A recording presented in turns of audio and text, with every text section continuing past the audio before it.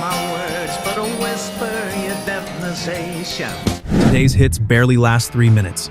Artists are terrified you'll skip before the chorus. But in the 1970s, rock musicians had a different philosophy. They dared you to leave. They built songs that demanded your time, your patience.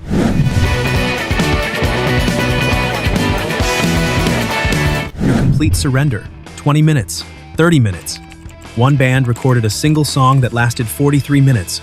No breaks, no apologies. These weren't tracks designed for playlists. They were experiences designed to transform you. Here are 10 epic songs from the 70s that felt endless. And they'll make everything you hear today feel embarrassingly short.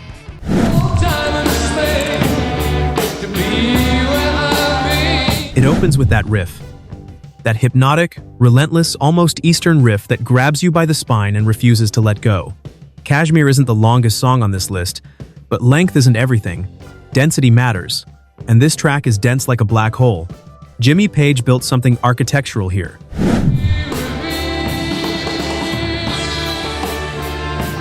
Layer upon layer of guitars, orchestration swelling beneath, John Bonham's drums hitting like controlled earthquakes.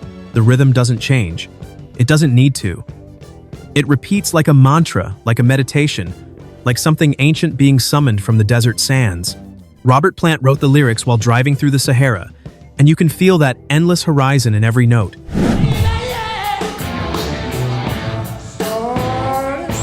There's no chorus in the traditional sense. No hook designed to catch you. Instead, Kashmir operates on pure atmosphere. It pulls you into its world and holds you there, suspended between earth and sky. The song clocks in at 8.5 minutes on the studio version, but live performances stretched it further, turning it into something even more monumental. When the final notes fade, you realize you've been holding your breath. That's the power of Kashmir. It bends time around itself.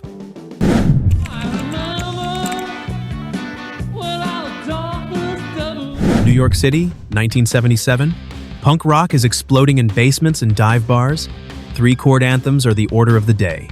And then television releases this, a 10-minute guitar odyssey that breaks every rule the scene was supposed to follow. Tom Verlaine and Richard Lloyd don't solo like rock guitarists.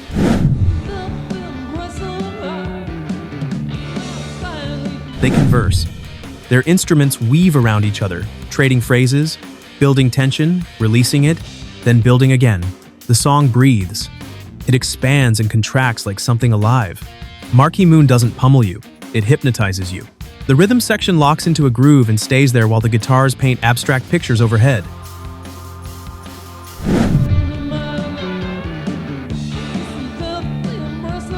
You lose track of where you are in the song, you lose track of how long it's been playing. That's the point. This was art rock disguised as punk, or maybe punk disguised as art rock. Either way, it proved that downtown New York had more to offer than safety pins and 3-minute bursts of anger. Television showed that you could be raw and sophisticated at the same time. And in doing so, they created something timeless. If I stay with you, Everyone knows how it starts. That gentle piano, those soft guitar lines, Ronnie Van Zant's voice asking if you'll remember him. It sounds like a ballad. It sounds like a goodbye. And then, around the 5-minute mark, everything changes. The drums kick in harder.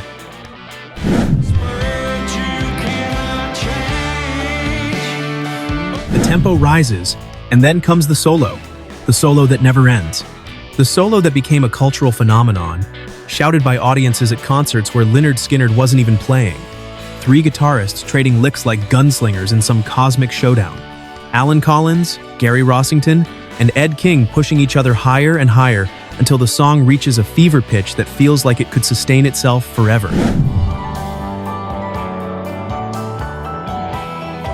Live versions stretched Freebird past 14 minutes. The band understood what they had. This wasn't just a song anymore. It was a ritual.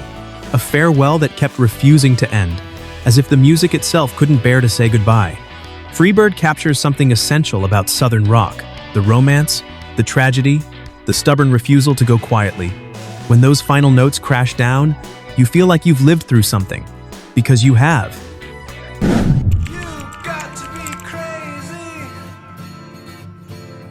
Animals was Pink Floyd's bitter album, their angry album. and Dogs is 17 minutes of that bitterness distilled into music. Roger Waters wrote a portrait of corporate ruthlessness, of men who claw their way to the top only to find emptiness waiting for them. The song doesn't rush to make its point. It circles.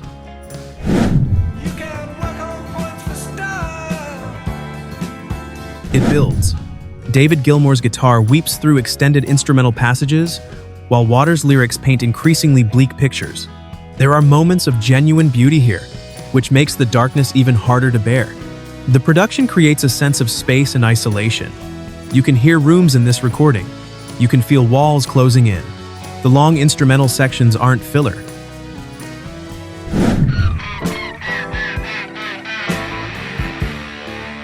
They're atmosphere. They're the sound of a soul slowly corroding under capitalism's weight. Dogs asks you to sit with discomfort.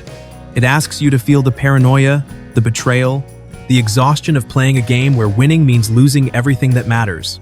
By the time the final barks echo into silence, you feel like you've aged alongside the song's doomed protagonist.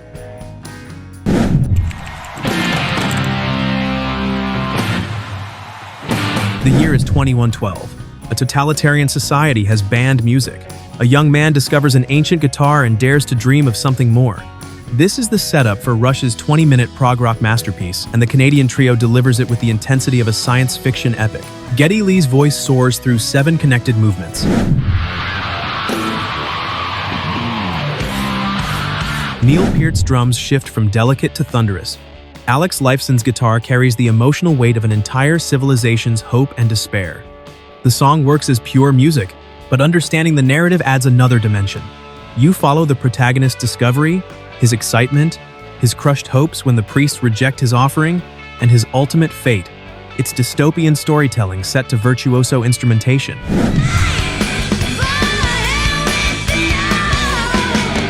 "2112 saved Rush's career. Their label wanted radio hits. The band responded with a side-long conceptual suite. Sometimes artistic integrity wins. The song became their anthem, proof that ambition and accessibility aren't mutually exclusive. Did you ever find yourself completely lost inside a song's world? 2112 creates that immersion through sheer musical commitment. Every note serves the story. Every transition deepens the stakes.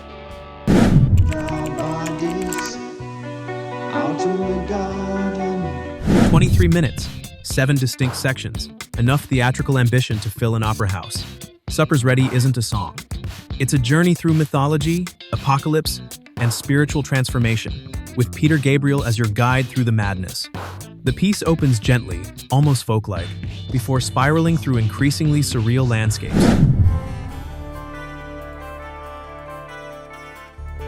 Gabriel inhabits multiple characters. The music shifts from pastoral to menacing to triumphant.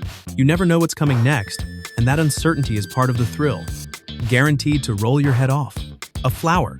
The Battle of Epping Forest references tucked into cosmic warfare. Genesis threw everything into this composition, creating something that rewards repeated listens while remaining mysterious no matter how many times you return.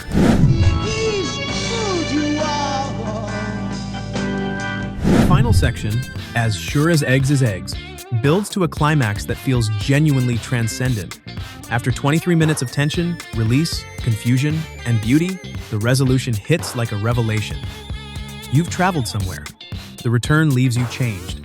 This was progressive rock at its most ambitious. Not content with just technical proficiency, Genesis demanded emotional engagement. Supper's Ready doesn't just showcase what the band could do, it showcases what rock music could become when freed from conventional limitations.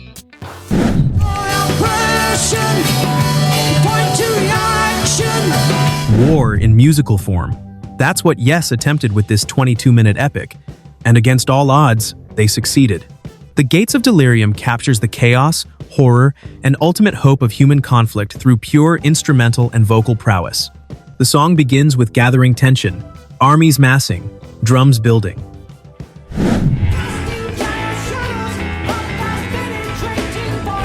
Then the battle section erupts, a 12-minute passage of controlled chaos that somehow maintains musicality while evoking genuine violence.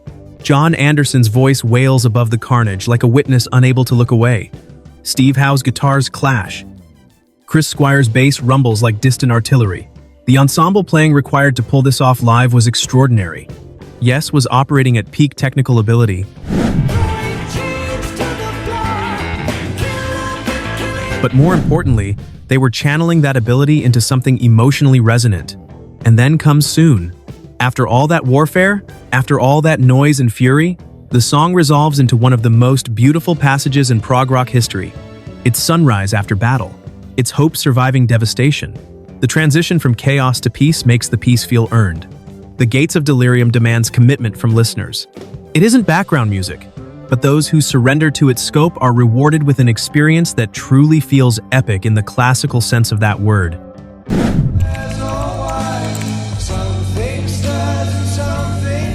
A single ping. That's how it begins. A sonar signal reaching into darkness, searching for something in the deep. And for the next 23 minutes, Pink Floyd takes you on a voyage that feels genuinely oceanic in scope. Echoes was the centerpiece of Metal, the album where Pink Floyd truly found their sound. The song combines everything that would make them legends.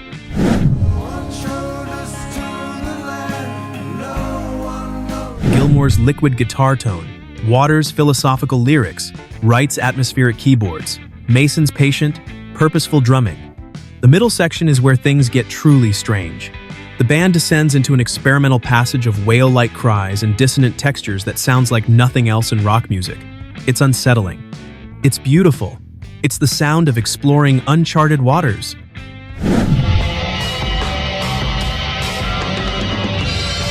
When the main theme returns, it feels like surfacing after a deep dive. The melody that seemed simple at the start now carries weight. You've been somewhere together, the band and you, and the return home means something different than the departure. Some fans consider Echoes Pink Floyd's greatest achievement, more cohesive than the sprawling Dark Side of the Moon, more emotionally direct than The Wall. It's a song that reveals new details with every listen, depths you hadn't noticed before.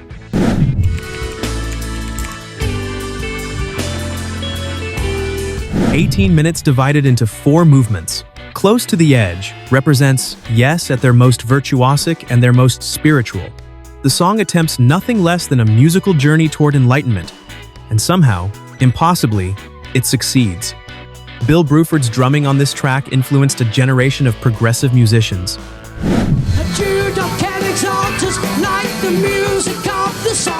The opening section shifts through time signatures like a river changing course, yet never loses momentum.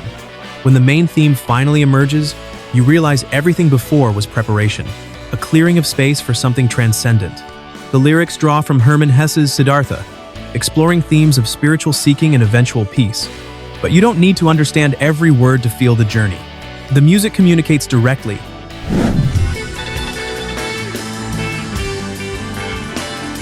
Bypassing intellect to reach something deeper. How many times have you listened to a song and lost all sense of how much time has passed? Close to the Edge creates that temporal displacement through sheer musical density.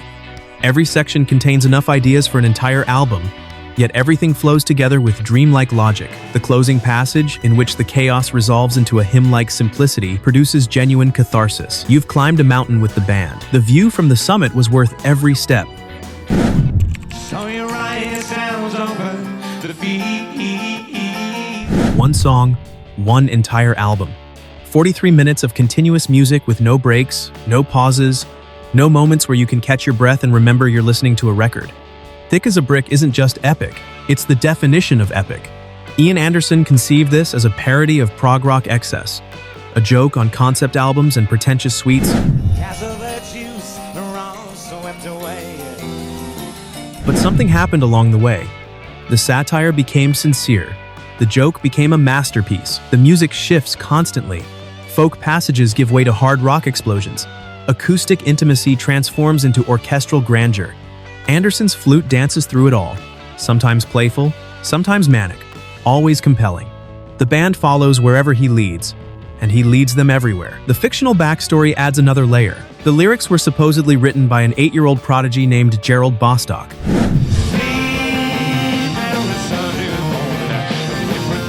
The album packaging included an entire fake newspaper with articles about young Gerald and his controversial poem. Jethro Tull committed to the bit completely. But forget the concept, forget the satire. What remains is 43 minutes of music so inventive, so restlessly creative, that it never feels long. You look at the clock when it ends and can't believe how much time has passed. You press play again because once wasn't enough. Thick as a Brick redefined what a rock song could be. It proved that ambition had no ceiling, that musicians could think bigger than anyone had thought before. Nearly 50 years later, it still sounds like the future. 10 songs, hours of music, an entire decade's worth of ambition, experimentation, and artistic courage distilled into these recordings. The 70s gave us rock music without limits, songs that dared to be longer than radio wanted, deeper than critics expected, and more rewarding than anything that came before. Now we want to hear from you. Which of these 10 songs was the first one you ever heard? Tell us in the comments and share how it changed you. Hit that like button if this list brought back memories. This was Rock Memories, where the past still plays loud.